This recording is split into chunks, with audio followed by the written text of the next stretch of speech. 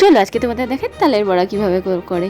অবশ্যই তোমরা জানো, তালটাকে ছাড়িয়ে তারপরে দেখতে ফুটো ফুটো একটা গামলার মধ্যে ভালো করে ঘষে নিয়ে তালের কাইগুলোকে বের করে, আর একটু পাকা দেখেই কিনতে হয়। আমি একদম সেই দিন করবো বলে বাজার থেকে একদম পাকা দেখেই কিনে এনেছিলাম।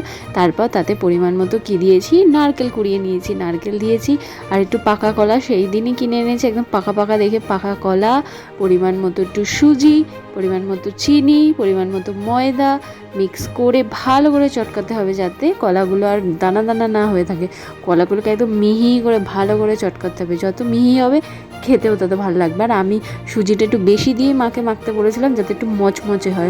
লাস্টেও আবার সুজি দিয়েছি, একদম মুচমুচে হয়েছিল তালের বড়াগুলো। আর গরম সাদা রিফাইন তেলে একদম তারপরে লাল লাল করে ভেজে নেবে, ব্যাস এইভাবেই হয়ে যাবে জন্মাষ্টমীর একেবারে তালের বড়া। কেমন লাগলো রেসিপিটা? ভালো লাগলে একটু লাইক শেয়ার কমেন্ট করে দিও, আর সাবস্ক্রাইবটা কিন্তু করে দিও, ভুলে যেও না।